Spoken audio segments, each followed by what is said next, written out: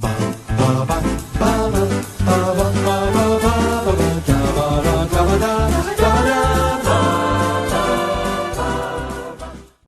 I'm Thomas Carruthers. And I'm Katrina Unit. And today, we're past the halfway mark. It's time for Mission Impossible Ghost Protocol. An hour ago, a bomb blew up the Kremlin. The president has initiated Ghost Protocol. The entire IMF has been disavowed. Now I've been ordered to take you to Washington, where they will hang the Kremlin bombing on you and your team, unless you were to escape after assaulting Brandt and me. But if anyone of your team is caught, they will be branded terrorists out to incite global nuclear war. So what happens now? Your mission, should you choose to accept it.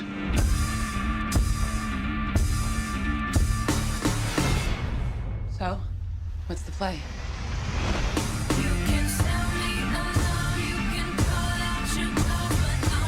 Now, I feel when Ghost Protocol came out, there was a huge wave of this is the best Mission Impossible movie. Yes, there was. And then Rogue Nation came out and there was a big wave of this is the best Mission Impossible movie. And then Fallout came out and there was a big wave of this is the best Mission Impossible movie. It's just getting better and better, that's why. It is indeed. So when Ghost Protocol came out, were you part of that wave?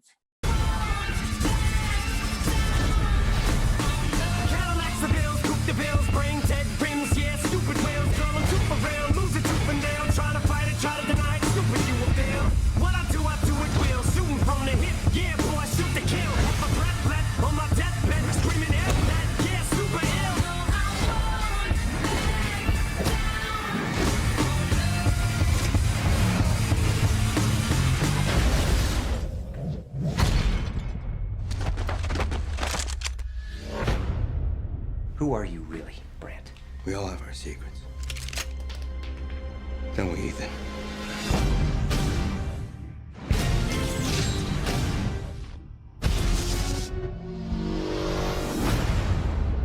Okay, now remember, blue is glue. And when it's red? Dead.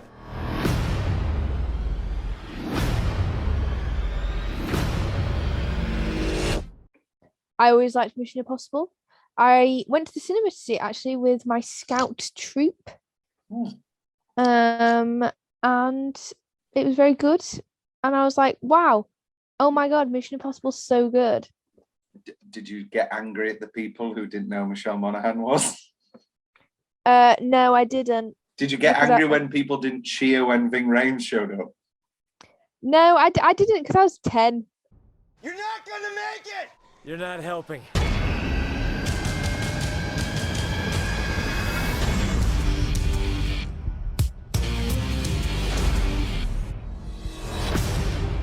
I was 10. I wasn't really, that. I wasn't as into it then as I am now. I enjoyed the films and I was like, oh, this is cool. But I wasn't as like amped up about it as I am now. Where we are both literally gagging for Mission Impossible 7. So bloody excited. Okay. Oh, fun game. Here we go. Now, you are only allowed to watch one movie. Mm-hmm. You're doing 2 little series as with us this year. You're doing Denis Villeneuve Fortnite and you're doing this. Mm-hmm. I think I know your answer. I'm building up to this a lot, but I think I know your answer. You're only allowed to watch one, Dune or Mission Impossible 7. Mission Impossible 7. I think I was as I started asking that question, I realized that no, I think Mission Impossible has a bigger place in my heart. Yeah. Than Denis Villeneuve films do. And at the time of release, you will have seen Dune. And if Dune is the biggest failure of all time or is really bad, then people will be laughing It at you. really could go either way. It June. really could. It's very. Will this be his first ever failure as a filmmaker? I mean, it is ridiculous that is the statement, that he still hasn't made a bad film, and he has made. I know you're like lukewarm on Sicario, aren't you? I think I haven't seen it in a while, so I don't really Sicario remember. fucking rules. Sicario is I need to great. rewatch. I think I've seen it anyway. I'm pretty. I don't know. Maybe I haven't seen it. Sicario's great, but you love Emily Blunt, Mm. and like Daniel Kaluuya's in it in the first scene. I need to rewatch it. So I don't know if I've you know seen what? it. I'm going to pencil you back in because you were like, when I said to you, "Are there any that you don't want to do?" You said, "I don't want to do Sicario." So I'm going to pencil you back in. Yeah, I can't think. I don't know if I've seen it. I don't know. It's I very, have bad very, memory very of films good. sometimes. No, Sicario's excellent. Love Sicario. But anyway, Mission Impossible 4. So we once again, just like J.J. Abrams, we've got a big director to talk about, which we have talked about on the show before with Ratatouille and The Incredibles. But now, this is, of course, Brad Bird's first non-animated film, first live-action film. That is insane. So That is crazy. He makes lots of animated stuff in the world of TV and the like. He does a bit of Simpsons. Then he makes Iron Giant, and I believe that's basically where he gets poached by Pixar. Love Iron Giant. Yeah, I like Iron Giant too. I don't know when I'll watch it, but I hope it holds up. Then he makes Incredibles. Then he makes Ratatouille. Then Mission Impossible Ghost Protocol. Excellent. Then Tomorrowland, which is a bit. Oh my God, I remember that film with George Clooney, yeah. And Hugh Laurie. the girl. The girl is Britt Robertson. Britt Robertson, yeah. Very beautiful woman. I don't know what else I've seen her in. Kappa Die? No. I think she was in one called The First Time or something like that. She was in The Longest Ride. Yes, I remember that film. I've never seen it. She was in Ask Me Anything, which looks dirty. I don't know if that's the movie that you think is called The First Time. Oh no, she was in the movie The First Time. I thought so. A shy senior and a down-to-earth junior fall in love over one weekend. And it's directed by Jonathan Kasdan. It's a cute little kind of film. Cute. We got a groovy kind of. Plus, Dylan O'Brien's a very good-looking man, and Britt Robertson's. I think O'Brien. they dated for quite a while after they made that film. Victoria Justice was also in it. What was the tagline for this movie? The tagline was "Nervous is normal," which actually is actually quite true and quite nice. Yeah. But enough about Tomorrowland. I think Will really loves Tomorrowland. Weirdly, why? That's just another fucking Will. Just a Willism. movie. Ghost Protocol, though. Big press at the time regarding, of course, the I like to call it the Wiz Khalifa jump because I can never actually remember what the tower's called. What? It's not called. What's the tower called? What, in The Dubai? Burj Khalifa. I always Burj call it the Wiz Khalifa. Khalifa. Oh my God. Yeah, the Burj Khalifa. Tell you all about it when I see you again. My God, man. Rotten Tomatoes calls it popcorn entertainment that really works. Couldn't agree more. Yeah.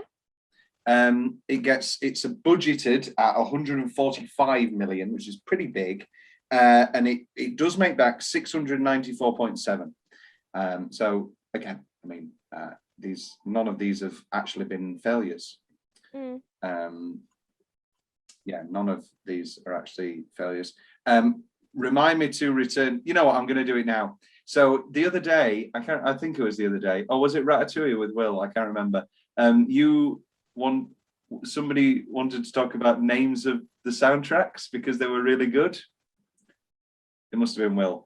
And there's a couple in here. The Michael Giacchino. Oh my God, it was Michael Giacchino who writes the Ratatouille music. He must They're just partners. He just has a wild time naming these tracks. Here's a couple. In Russia, Phone Dials You. Great. Kremlin with Anticipation. Yep, I love that. From Russia with Shove. Love. These are brilliant. These are absolutely insane. A Man, a Plan, a Code, Dubai. Yep. Mission Impersonatable. Okay. Not as good as the other ones, but okay. More trouble than she's worth. Oh God. And the world's worst parking valet. Is that an actual one? Yeah, I presume Wow. That is incredible work from Michael Giacchino there. That's great. YouTube comments. Who are you really, Brant? I'm Hawkeye. Terrible joke. I think I'm going to retire the YouTube comments because they're terrible and they're just Marvel jokes. So I'm going to officially retire it. If anybody, like in the future episodes, if there are YouTube comments, think yourself lucky if you really enjoyed YouTube comments. This will be the final YouTube. Well, no, it won't because we've already recorded certain episodes. But this will be the final one chronologically. We're entering the 10th anniversary of Eminem's recovery, and that song is still perfect for the complete recovery of the Mission Impossible franchise. Okay. Know what you say about that comment, really? Yeah. Where's the spice? No flavour in these comments. Here's a flavour. Tom, you always look better with layered shoulder-length hair. Your future missions see you with it short, and it just ages you. Cheers. I don't think it does. I think I watched Rogue Nation the other day. I think he looks really good in that film. I was watching it thinking this is the best he's ever looked. It looks better. Like I mean, the first press image from Mission Impossible 7 where he's just stood on a train, Brilliant, I find very funny. I love that. And no, but he's still rocking the short hair from Fallout. He's gone back to Cocktail, Tom Cruise, and it's good to be there. Because I feel like Mission Impossible 2, he was just dipping his toe in with the long hair. And the long hair in 4 is different to the long hair in 2. Yes. And in turn, Rogue Nation. Yeah. Katrina, no, he has short hair in Rogue Nation. No, it's shorter, but it's not the buzz cut Fallout, is it? Yeah, I guess it's a bit more of a flop. Like Mission Impossible 2. Yeah, I think he looks best in Rogue Nation and then Fallout. He looks pretty good in Fallout, I have to say. I did see some press images of number 7 yet to be named. Still yet to be named, yeah.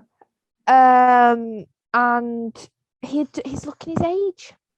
Oh, in a good rugged kind of way. I mean, yeah. Tom Cruise he's a good looking guy, but he's starting to look, nearing 60. This is true. I mean, I'm pretty sure he still looks better than Indiana Jones, than Harrison Ford is going about on his bike around London and then and again breaking his ankle. But we love Harrison Ford. Yes, good we God. do. Indiana Jones 5, be good. Yeah. But I think there was a press image that Rebecca Ferguson might have posted of just the two of them, of Ethan. Well, I assume it's Ethan and Ilsa. And yeah, he's looking his age. I mean, he's not looking his age necessarily because he's about to be 60 next year, and I don't think you'd believe that. No, I think you could get like 10 60-year-old people and put them next to Tom Cruise and go, Jesus Christ. See, in my opinion, here's my thing. Yeah. Is Ethan Hunt younger than Tom Cruise? I say yes. I say Ethan's 10 years younger than Tom Cruise is.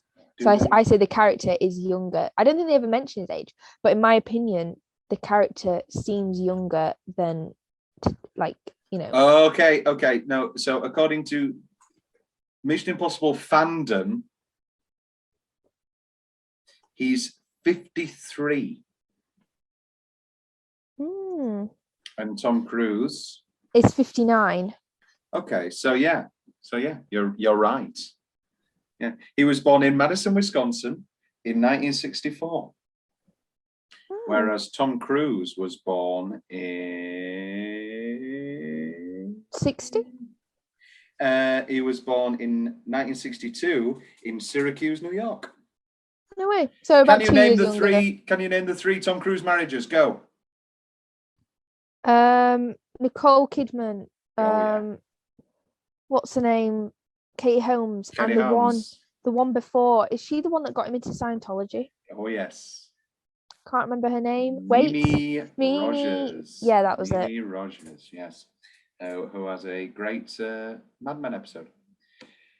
Is she? I swear she's not even a Scientologist anymore. I don't know. Well, not many are. I'm not saying I want Tom to make like a public comment, but like I feel it's weird that like you can just be a Scientologist and like we're all and we just don't know. Help me what I'm trying to say. I don't know what you're trying to say. I just mean like there's just no information about him as a Scientologist and hasn't been for a while. Like then and again, because with all the Handmaid's Tale stuff, people will ask Elizabeth Moss about being a Scientologist because they're like, "Why are you a Scientologist?" I feel bad for her because she was born into it. Yeah, but Glenn Close was born into a cult. She got out of that, so. I suppose so was Joaquin Phoenix as well. So many people like born into cults. Yeah. Oh yes, Katrina Unit 1-star review, Connor. This franchise will self-destruct in. Oh, there it goes now. What? Some fella wants to blow up the world or something. We don't know why, but it doesn't matter because it's that guy from the Millennium films. Therefore, your argument is invalid. No explanation is needed. No, the explanation is that he thinks that humanity needs to restart. Yeah. What's the best movie with that exact plot line? Is it this? Is it Tenet? Is it Infinity War? Is it? Good point.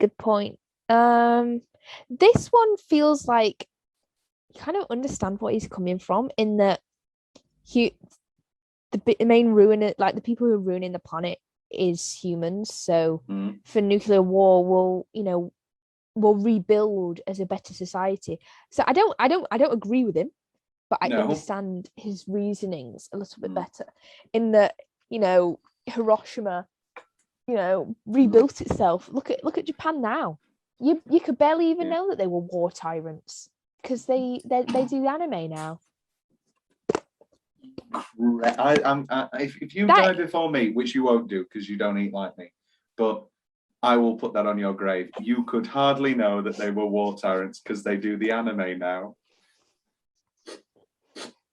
It's so true though. Yeah. Worse than the second. Crap. Worse than the second. Their big thing here is that they made it into a fucking comedy. I don't want a comedy, for crying out loud. I want a proper MI. And there is just one huge difference in this MI that missed the whole point of the movie. Oh, all right. Be boring then. Like what? Like I bet they're the kind of person who someone makes a joke and they're like, I don't find that funny actually. You're like, oh God, all right, chill out. Calm down. Comedy has its time and place. 10 lines is what IMDb requires for a review. So here goes. Stupid. There. Should do it. You think the ancient Romans were cruel? At least, oh my God. Okay, when did the world begin to accept filmed fodderol, such as this movie? You think the ancient Romans were cruel? At least they tortured the few people participating in the action, not the thousands in the seats. Wait, what? You know that these people who hate good like films like this, I'm always like, what is your life like? What are you like as a person? Like, what is your life like? No thinking in Impossible, just blowing things up. The cinematic equivalent of a Saturday night demolition derby in some clusterfuck southern town made of mud. Jesus. Boom. Boom. Brad Bird must have a pod in a basement somewhere. This can't be his work. I don't know. Lighten up a little, guys. God. Mission to stay awake. Do you accept? I just like. How do you find this movie boring? What is your life like? Like, what kind of films do they like? If they don't like this, what do they like? We've introduced the 1-star review corner like late into the game. I say late into the game, like 100 episodes in or whatever.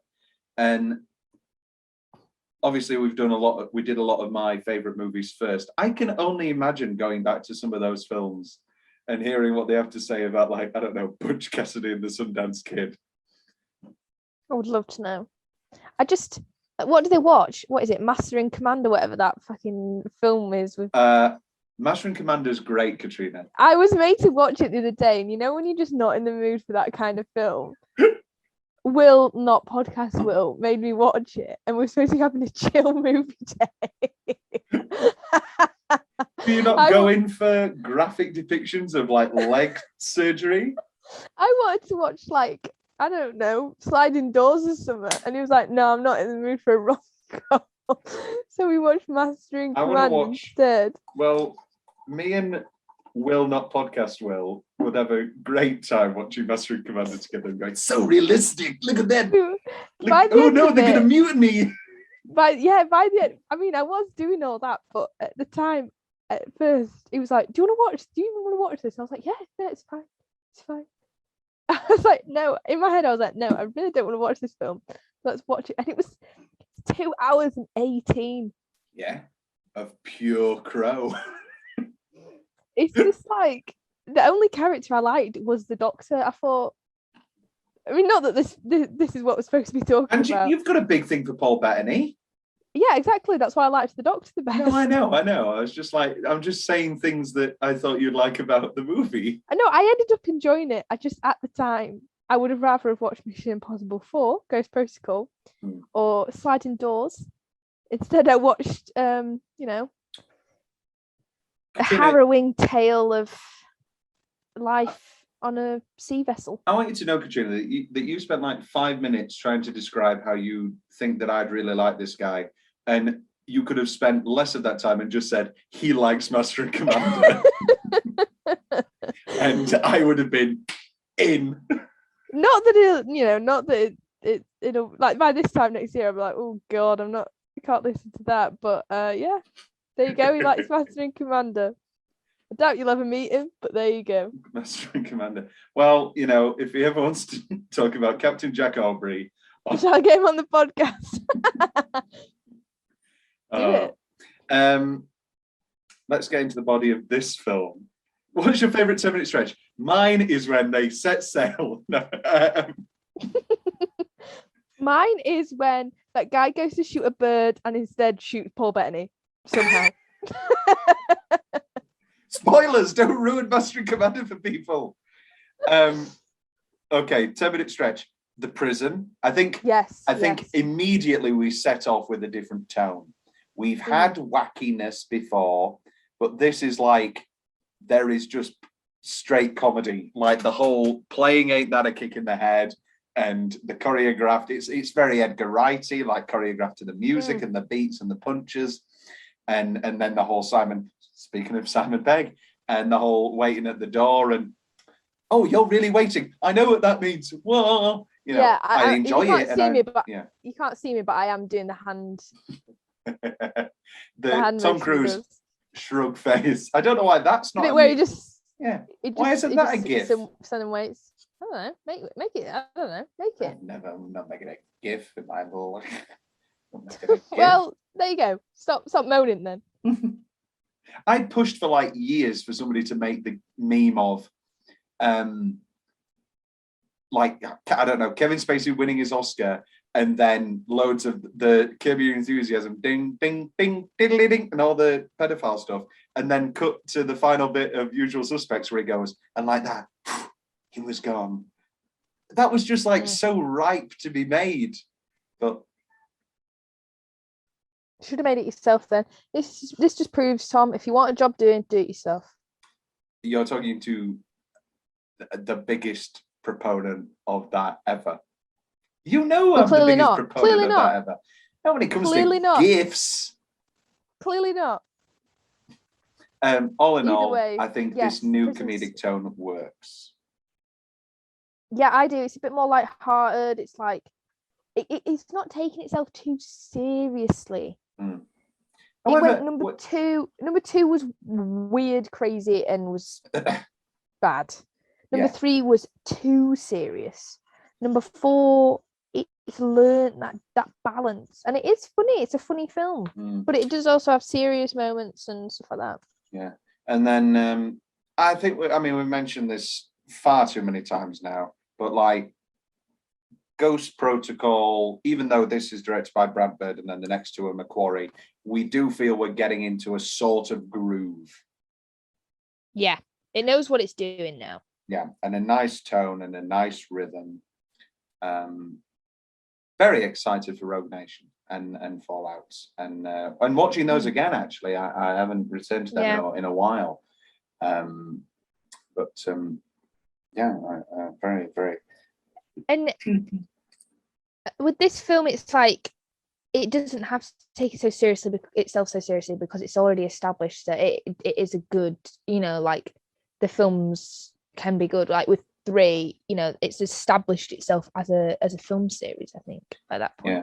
It feels like So when Bond like goes funnier for a film, or it's a bit wackier, and we haven't been in that territory for a long time. I'll be interested because like these Craig Bonds have gotten pretty dark. I'll be interested if our next Bond is going to be pitch black dark, or it's going to be a return to a more Moorish type style of wacky, well, not wacky necessarily, but a bit more funny. Not that Craig isn't funny. Anybody who's watched Logan Lucky, and I'm the biggest fan of Knives Out. Benoit Blanc. Love Knives Out.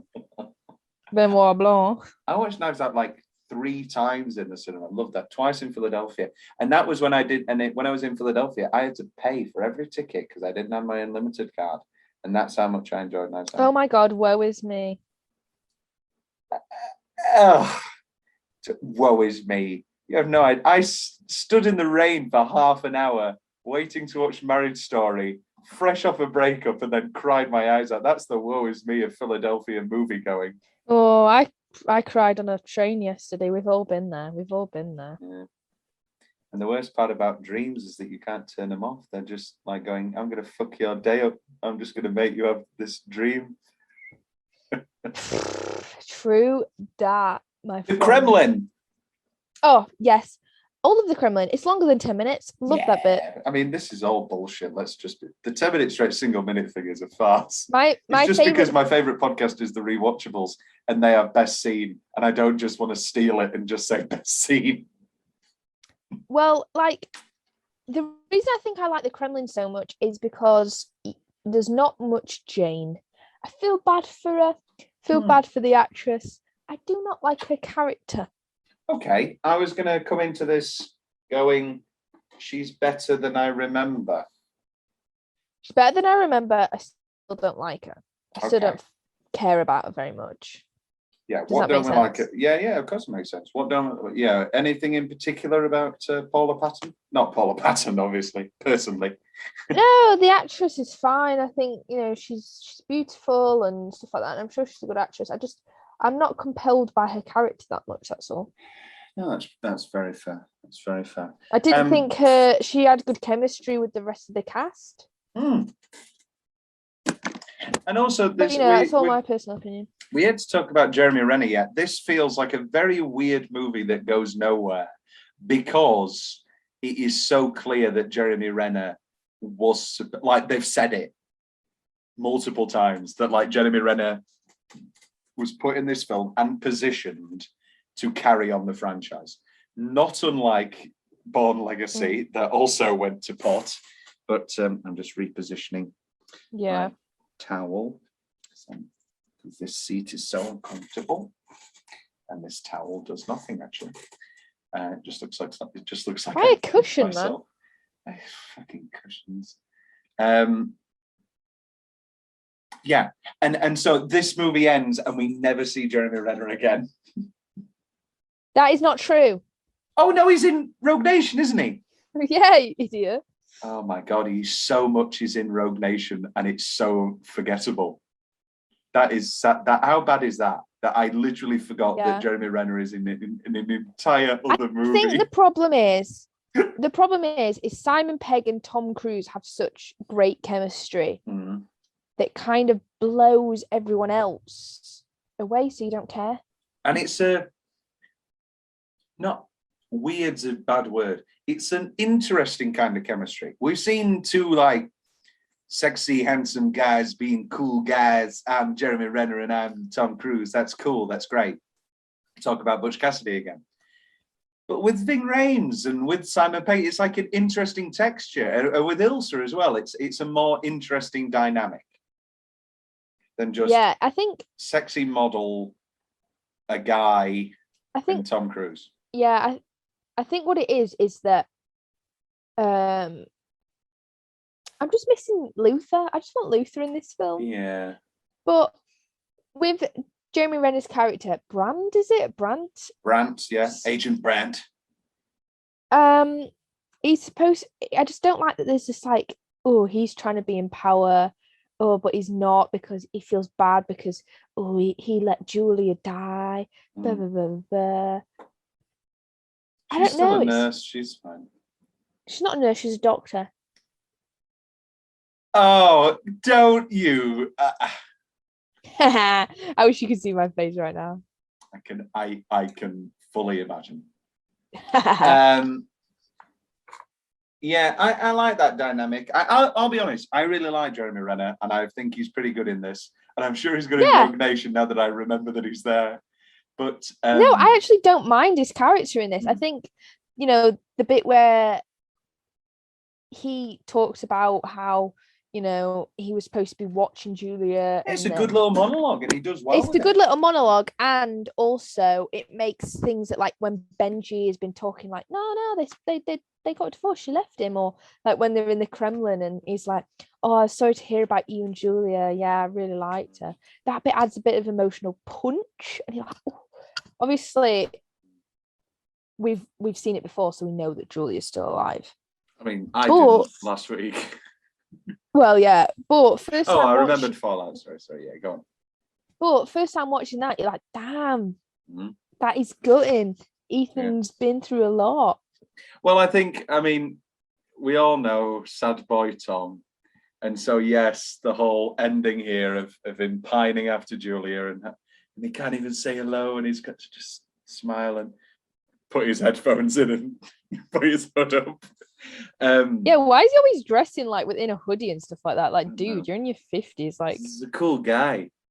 So yes, I did enjoy the whole sad pining man aspect of this, and I love, I love love and all that. So that whole angle does appeal to me, and I think, yeah, as we've talked about this multiple times with Ethan's love interests. I don't know whether you're going to stick by this or whether you misremembered it, but you sort of said that they tried to get a bit of chemistry going with him and Paula Patton. I didn't really get that. I just the bit where they're in the what's it called? They're in Mumbai and they're at that party. Oh yeah. When she's with the Slumdog Millionaire host. Yeah, and he's like, oh, he kisses her and he's like, it'll work. And I'm like, what? What did you do? Why did you do that? How did that work? I think he was already going to call her. He didn't need to do that. Like, it was just weird, like a weird bit put in. It's like Tom intentionally put in his contract, must kiss someone at least once. I mean, it's not as much as a boss move as Ben Affleck saying to David Fincher, I think you should watch this Emily Ratajkowski. I think she's good. I've just found out that my table has all this plastic. So all you ASMR fans are going to really enjoy this episode. No, you know what? I'm going to stop and I'll do it after. Probably best, to be honest. Yeah, probably. Yes, the Kremlin sequence is delightful. We should talk about the Wiz Khalifa building. Yeah, I mean him, jump. I just want to talk about the Kremlin bit one more, just for a second, because one of my favorite bits is when he, first of all, the fact that they don't use a mask. I think it's a great callback to the first film. Yeah. Certainly not the second. Jesus Christ, he would have been in full. He would have been a completely different actor. I think it's a good callback to Mission Impossible 2 and mask fatigue. Yeah, I suppose so. And then, do they use a mask in this film? No. The bad guy does. The bad guy uses a mask, and you're like, oh my god, they can use masks too. But do they use masks? No, they just have some like facial apparatus on Tom Cruise. Yeah, and then I love the bit that they just, it's the whole idea that he's a spy so he can hide in plain sight. He takes off all his disguises and turns stuff inside out. Like, that's cool. I like that bit. And then obviously he gets blown up. He does. I mean, I think of all the movies, this is the one where Ethan Hunt is not living through it. Mm. The Kremlin explosion, I mean, Jesus Christ, and the car at the end, got a big problem with that. But the Burj Khalifa as well, like, I'm sorry, he's dead. Oof. But one thing I do like about the Burj Khalifa bit, which I think is cool, is that in that moment, the bad guy and not the antagonist necessarily, but the obstacle, they use a naturally occurring disaster. They use a sandstorm, which is common in Dubai, and they use that as an obstacle that makes things hard. It isn't just a person, it's also they've got nature against them, which I think is cool. I think it just leads into that sort of Mission Impossible thing of like, and another thing, and we go back to Langley and the whole thing of, well, it's not just that. There's also this, and there's also this, and there's also this, and there's also this. Yeah, I think overall the whole Dubai setting and within the sandstorm and the beautiful stark visuals of that, no matter how perhaps illogical, I guess the term would be, a lot of that stuff is. It's very, very visually. I mean, I don't know if George Miller saw this and thought about some visuals for Mad Max, but there's definitely a lot of it there. The color palette and the way it's shot and coming in and out of the sand is very visually like Mad Max Fury Road. I'm just reading the IMDb bit and about the sandstorm scene, and it was shot in super 35mm rather than IMAX because the blowing sand would be invisible on film, even IMAX, because of motion blur. It'd only be like a red fog. So 35mm has like enlarged grain, so it's when it's blown up, it's you can see the sand. It's not just a fog. I remember seeing Carol on the big screen and going, "Why is it so grainy?" When I was a kid, and I didn't know, didn't understand film texture. And now I watch it and go, "This is one of the most beautiful movies I've ever seen." And then the car garage later, an ingenious setting and wonderfully great exciting sequence. One of my favorite. It's like a comedic moment in a time when he keeps pressing. He goes, "Mission accomplished," and then but then you get at the end Luther taking the piss out of him, which I think is the only reason they even put it in the film, is so that Luther could have a go at him. You'd hope. I think it is. Or they put it in and they were like, "Oh, Jesus Christ, we need," and then after the fact they were like, "Let's get Ving Rhames to say something." You'd hope. But also they don't, if you are going to have him say mission accomplished and whack and then it needs to be, that needs to be it. It can't be, because it feels like having your cake and eat it. We're having the mission accomplished. I've seen movies before. I know how ridiculous movies can be. I'll give you that. And then, but then it doesn't work. And then he's got to go back and hit it again. And I feel like he sort of lose a bit of momentum, actually, weirdly. I do like that end scene. I also like the scene in the hospital after the Kremlin. Yes. I'm not a big fan of the party scene. No, you're not a big fan of Slumdog Millionaire. The only bit I like is the bit where he takes his shoes off, and it is just the most smooth taking off of shoes I've ever seen in my entire life. Yeah, I do feel he is a bit wacky. This Dubai Indian chic. It's again, we're into the world of comedy and all that. That just doesn't really particularly work in that sequence in particular.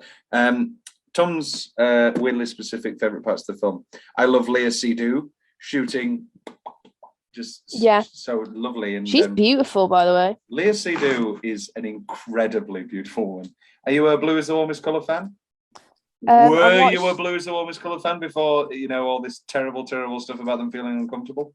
I just find it really boring. Yeah, it is boring, isn't it? It's like, oh, come on, lesbians. Come they're just like, eat it, like Billy Agnew. Come on, lesbians. Like, I haven't seen Portrait of a Woman on Fire. I'm sure I want a lesbian rom-com. That's what I want. Did you watch Happiest Season? No. Is that the one about Kristen Stewart and Aubrey Plaza? Oh no, I didn't watch it. It was fine. This is what I'm saying. I want a good one. But also, it did have. I think I don't want to put words in your mouth, but when you say you just want a rom-com, I imagine what you're saying is you don't want to spend half an hour on coming out and guilt and shame. Whereas Happiest Season did have a lot of that. She was still not out to Victor Garber. I just want we're both established lesbians. There's no coming out. There's no sad story about being in the closet. I just want two women to fall in love. Yeah, well, write it. I mean, I say, don't you just hate it when people say, well, write it, as if you've got enough money and like a producer in your pocket to call up and say, here's my script. I'm not a good script writer neither, so it wouldn't be very good, would it? Well, I'll write it. Oh, a straight white man writing a lesbian rom-com. I mean, we don't need to relitigate this conversation. I've written lesbians before. Liz and Lucy Miller in The Trial of Ian Don Leo. And a lesbian read that and she was like, yeah, it was good.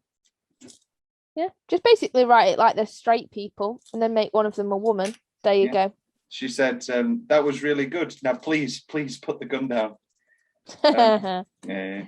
It's the Steve Martin joke. He goes, I often ask Tina Fey, how do you come up with such incredible characters and such great scripts? And she always says the same thing.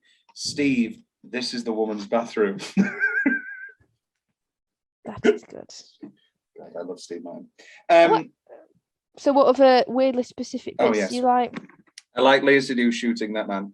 I like the waiting for the door. I like the projector and just the back and forth of them. A little bit forward. You know what I love about that bit?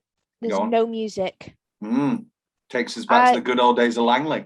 Yeah, I like when, especially, it just happened quite a few times, I think, in the series, when scenes like that where it has to be quiet is quiet. They don't have, and then the second he enters the room with all the nuclear codes, whatever, then the music starts again. And obviously, this really tense, silent bit. Yeah.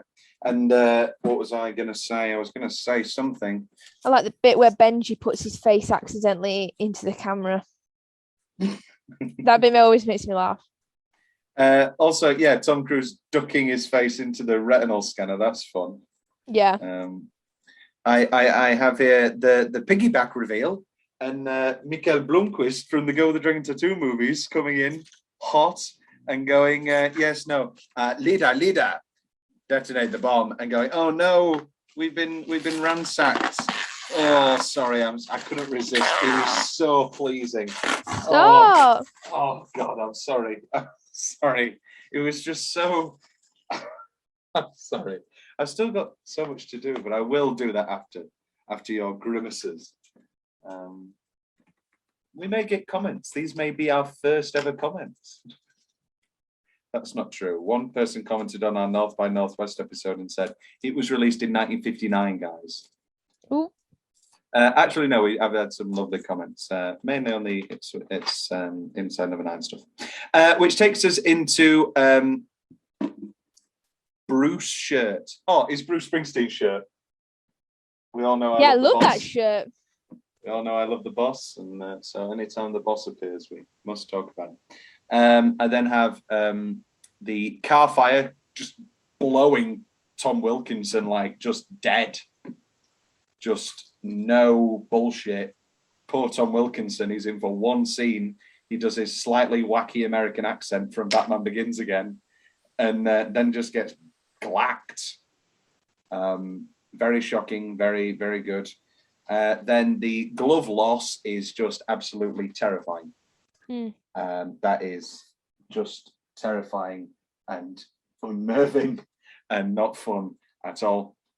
I love him making a firm joke when he goes, "This is the firm of Brant, Benji, and whatever."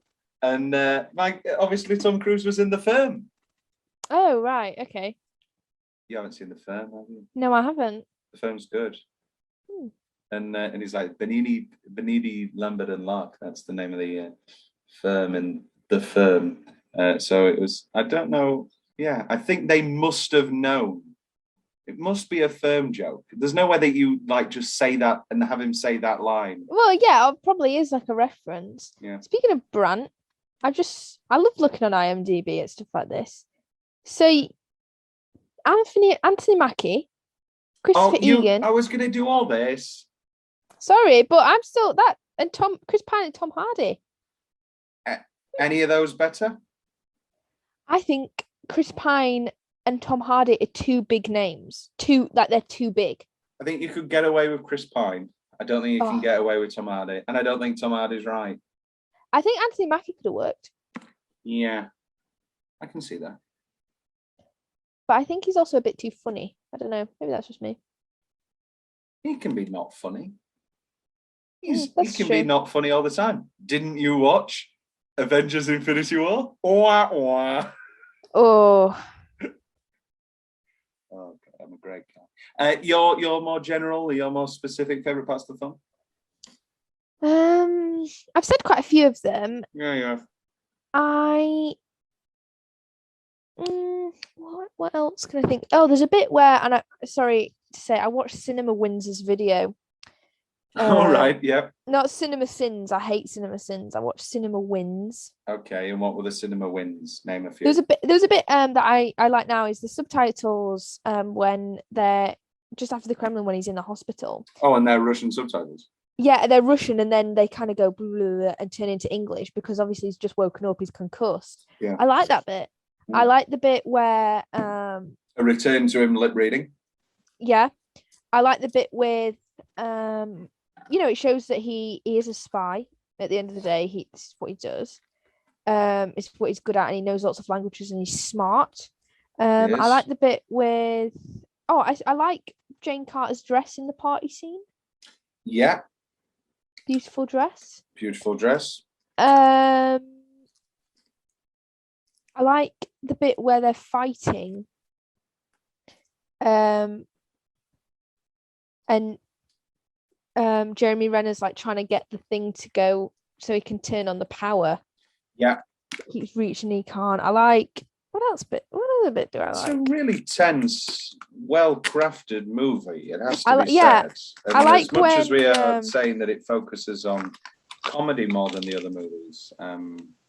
It's still good. It's still tense. I like the bit with speaking of comedy though, I like the bit where and it seems to be a track record that Benji does this and not quite realizing how impossible some of the things that Ethan does is when he's like, oh yeah, you're gonna have to go into the server room from the outside.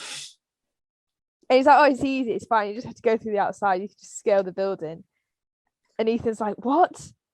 Maybe I think you're framing it that way. I think he just has a lot of faith in his friend. Why don't you think about it that way, Katrina? No, I do. Especially it happens again in Rogue Nation, where he just assumes that Ethan can do it all. And it just makes me laugh. I like Benji as a character. I'm glad that they brought him on full time. Yeah, no, I agree. I agree a lot. Which takes us into soundtrack corner, which we touched on. Takes us into Oscar travesty, which there aren't really.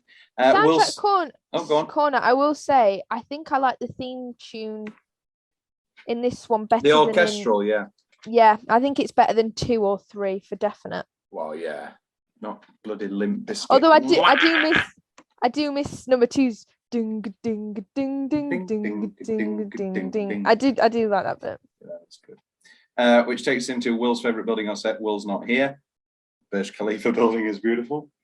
And the best single minute I have here, the mirrored meetings, is wonderful and wonderfully edited and conceived, and just the final last minute thing of bloody Jeremy Renner. What if they have met before? Open the door. Katrina. Mm. Oh, yes. Oh, sorry. I can't tell with the no camera. Sorry. Any best single minute nominations, Katrina? I feel like I've said them, to be honest. Fair enough. Oh yeah, we do with you. We have more open-ended starting conversations than by the end. I'm a bit terrible at sticking to the. I don't know if that's just my personality. I'm a bit terrible at sticking to the things and staying on path. But I think it leads to some good conversations. Indeed. Best line. Your line's not long enough. No shit. Is that the first time we've heard him curse? I'm not sure. It might be actually. No, I think he says the F-bomb in the third one, but I could be wrong. I should have been keeping track on this. How many times does he have sex? How many times does his hair change? And how many times does he swear? I never saw him again until 2 days ago in Moscow when the secretary introduced me to Ethan Hunt. What? I don't remember the exact line, but it's where Brant is like, oh, how did you know that they would go after that? The floating body. And he goes, like, something, and then he goes, oh, I assume they weren't thinking or something like that. He says something about how he's like, how did you know that that's what they would think? And he goes, I didn't, because they weren't thinking, they just wanted something to shoot at. I think that's a cool line, because that's true. I always thought it was a cool line. He's a cool guy. Oh, I have a specific moment that I like. Go on. So the bit where he gets into the secretary's car, he borrows a pen, instantly starts scribbling on his hand. That actually sets, and he shows him, and he's got like a picture perfect memory. That sets up Rogue Nation, where he draws Ilsa perfectly. And I just think that's a cool thing that Ethan, a skill he has, is that he's a very good portrait artist. Yeah. I like it when they bring stuff back. I don't like when they sort of act as if the first 3 movies didn't happen. We know that the second and third are a bit more ridiculous or whatever, but we don't care. I wouldn't mind him mentioning Tandy Newton again and going, there was a disease. And her name was, what was her name again? Obviously not there. I feel like, obviously, third isn't neglected, but I do think 2 is basically completely not talked about again. Obviously, number 1 in Fallout is referenced because, Vanessa Kirby plays Max's daughter, which I think is cool. And Henry Zaney's coming back in the next movie, which we're very, very excited about. Take him and ship him his clothes. Vanessa Kirby. Vanessa Redgrave. What a shit! I don't want to get too dark. How good would it have been if Natasha Richardson was still alive and she could quite literally be Max's daughter? Yeah, that would have been good. And also, we'll talk about it in Fallout or whatever, but why not just have Max back? I know, like, we can't have any sexy Vanessa Kirby. Oh, she's doing action stuff, and I know that Vanessa Redgrave is a rather old woman now, but why not? And also, there is a Richardson daughter. She's called Lowly. No, she's not. She's called. I've done this whole thing and I've forgotten her name. Oh my god. I'm not opening my Spotify. I want my IMDb. IMDb. IMDb. The girl with the dragon tattoo. Not the Swedish. Jolie Richardson. That's it. Yeah. And then Jolie Richardson's still great. Why didn't they get Jolie Richardson in? Anyway, we'll talk about that. Talk about that another time. Any other best lines? No. Okay, well, that is as they say. Oh no, I have one. It's not like any mission is going to be rougher than the last one, is it? I hate when movies immediately go for the "we're going to blow up the world's" plot line, which this one kind of does, because from that point on, I'm just like, I mean, all right.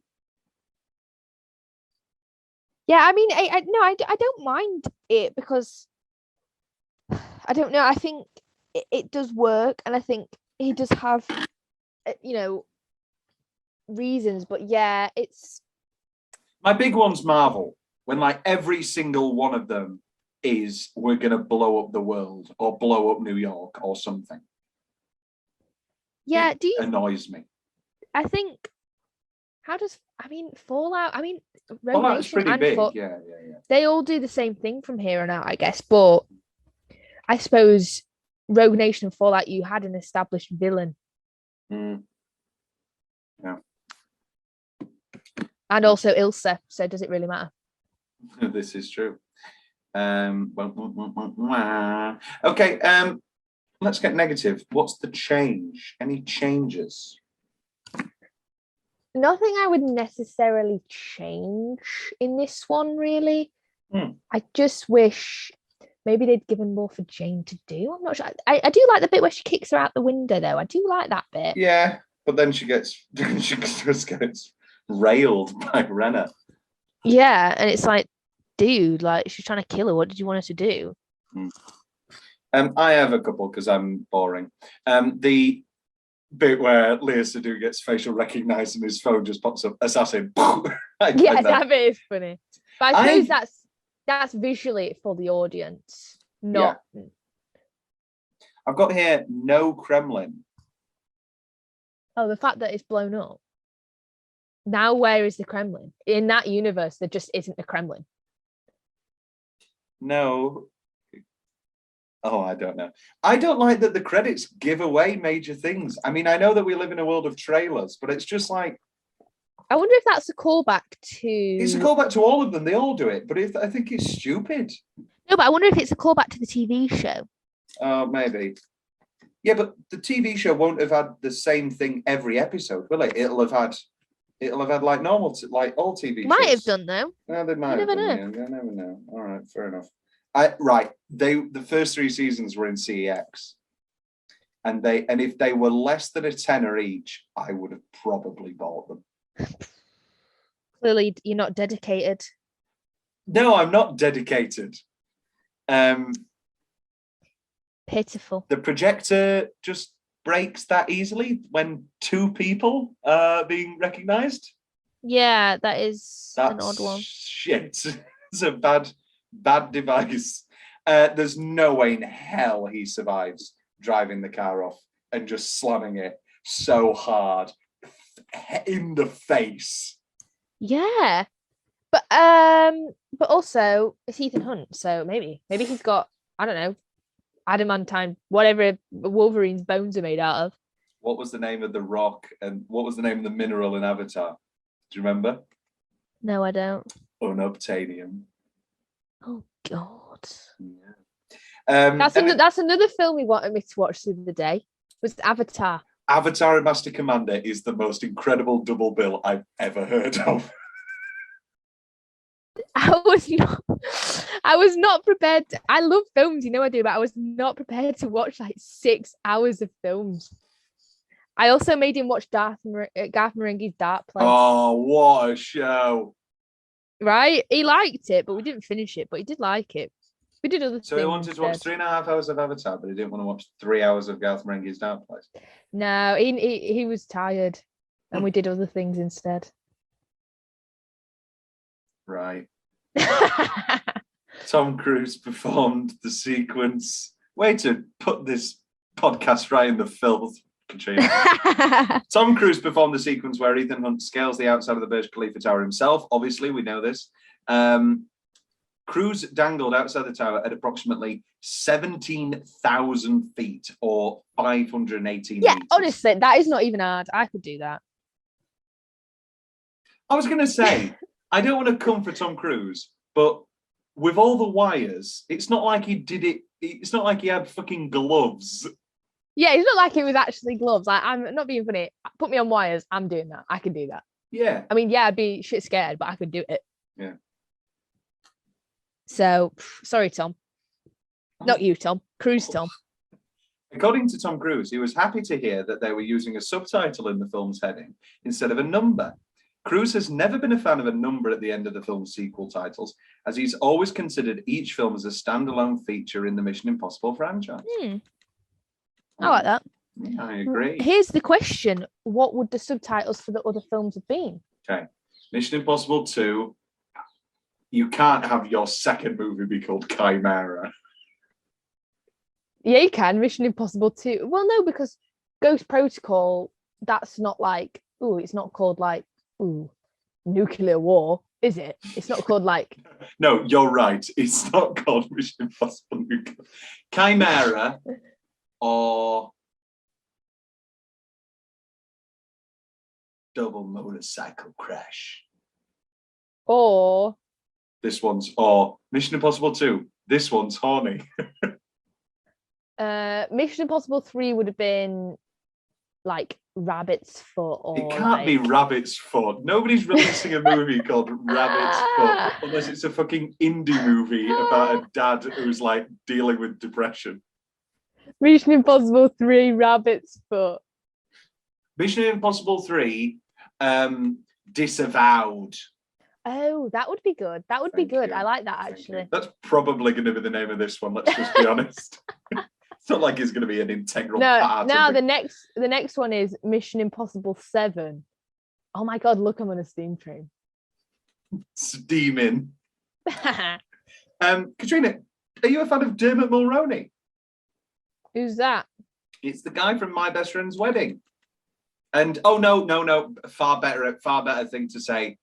Oh, he's from New Girl. Jess's relationship daddy.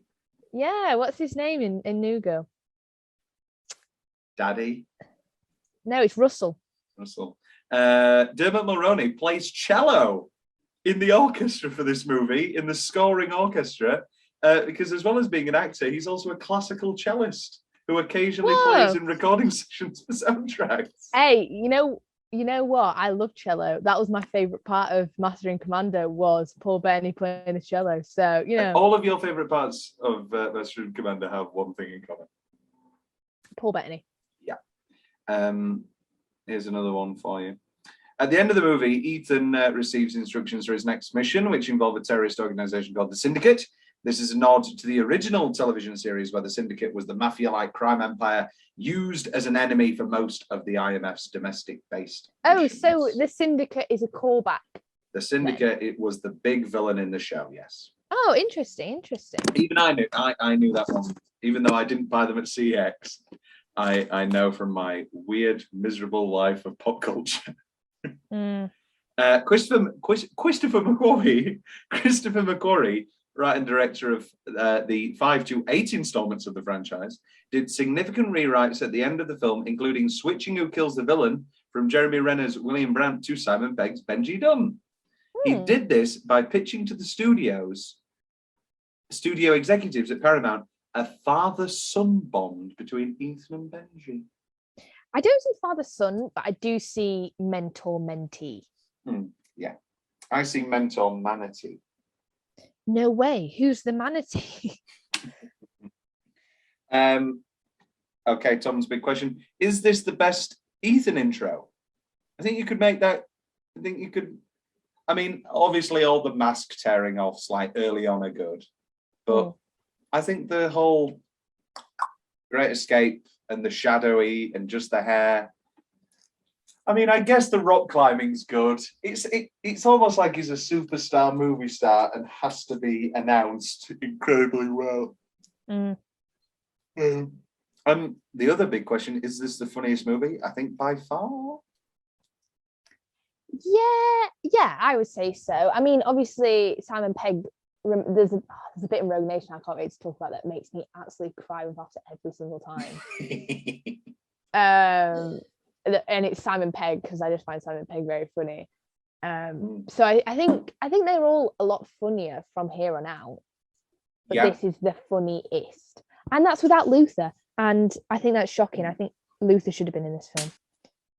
Yeah, I mean, my biggest wish for Part 7 is for Ving Rhames to get the F-bomb, because some of his Pulp Fiction swearing is some of the best ever. I love Ving Rhames. My favourite was watching, I don't know if I said it in the last episode, was Mum going, who names the kid Ving? I was like, I googled it, it went, oh, his name's Irving. She went, oh, right. As if like someone actually just named their kid Ving. I mean, Scarlett Johansson and Colin Jost just named their kid Cosmo. I don't want to come for either of those people who I like a lot, but they clearly went to that buffet restaurant that's called Cosmos. I just really enjoyed it. You really couldn't think of a better joke, could you? No, I couldn't actually. Katrina, and you know what? I stand by it. Katrina, we've got 2 films left. Probably the most. After Mission Impossible. Which is definitively still my favorite before a rewatch of Fallout, and we'll see what happens. We're into Macquarie territory. I'm excited for Macquarie territory. Do you remember when Christopher McQuarrie was supposed to make Top Gun 2? I missed that the news where that swapped over to this new guy. I didn't even know. I've still never seen the first Top Gun. Nearly watched that the other day. You know what the worst parts about Top Gun are? What? All the flying is like terribly shot. Oh God. All the flying. Christopher McQuarrie had a screenplay credit, but then again, 5 other people have screenplay credits as well. There you go. Oh, John Hamm's going to be in it. In fact, Miles Teller's going to be in it. Val Kilmer's going to be in it. Ed Harris is going to be in it. Jennifer Connelly's going to. Oh, I'm very excited for Top Gun 2. It's not a bad movie, but it's definitely not a good movie. It's a very fun movie. Yeah. I mean, presumably you will watch it and then watch Maverick at the cinema. So I am very excited for your opinions of. No, Mum and my stepdad are pretty big T Cruise fans. So. Oh yeah, and you still ever watched Magnolia? My favorite, not only one of my favorite movies of all time. I've seen Jerry. I love Jerry Maguire. Have we filmed Jerry? Did we film an episode on Jerry, or am I going crazy? No, I've said to you, name a time and a place, and I will do the Jerry Maguire episode. I thought we filmed it, but maybe we just spoke about it. We just spoke about it you watched it in lockdown 3 or whatever with a vengeance, and then we had a neither of us could call, but we had a whole messenger chat for a good hour. I watched it at Christmas, I think, around Christmas. Yeah. So it would have been lockdown 2 or whatever. Lockdown 3? Who gives a shit? Who cares at this point? Who cares? I was going to say it's a load of fucking bollocks, but I don't want anybody to think that I'm anti-vax. Yeah, we're not anti-vax or we're anti-coronavirus. We're not anti-vax. We're not anti-mask. Yes, I keep catching myself because it's like I work in a sort of back alley pub in Kent, and I'll say, oh, it's just shit, isn't it? And they go, it is a load of shit, isn't it? It's a load of shit. And I go, no, you don't understand. Yeah, I just nearly doxed you as well because I nearly said where you lived. Sorry about that, but I didn't. I caught myself. I have mentioned Sidcup before. because Will, what did Will think Sidcup was? Did he think it was something to do with uni? No, it was like, I don't know. I can't remember. I think it was the Ratatouille episode. Anyway, go listen to all of the podcasts ever released. Okay. I'm talking to you, Katrina. Yeah, me specifically. Not just the ones I'm in. Not just the ones you're in. Did you ever watch the quizzes back? No. No. They're the only ones that you're in that you are unable to watch. Oh, I lost. Or did I? Who knows? Go back and watch them, everybody. And by this time you'll have been in Quizathon 2. Oh yeah, didn't think about that. Quiz harder. Who knows? You may be the victor. You may have made a raging comeback. You never know. Here's the thing, Tom. Yeah. I'm an underdog, and you never know what you're going to get. Yes, I've lost at mini golf the past 3 times I played it, but the 4th time I could bring it back. Could do. You know, nobody thought that OJ. I'm not going to make that joke. Yeah, You can all make your own OJ jokes. Anyway, Mission Impossible 4 Ghost Protocol. Mission Impossible. accomplished. Jesus Christ, Katrina. Dabba dabba dabba da da ba ba ba ba ba ba.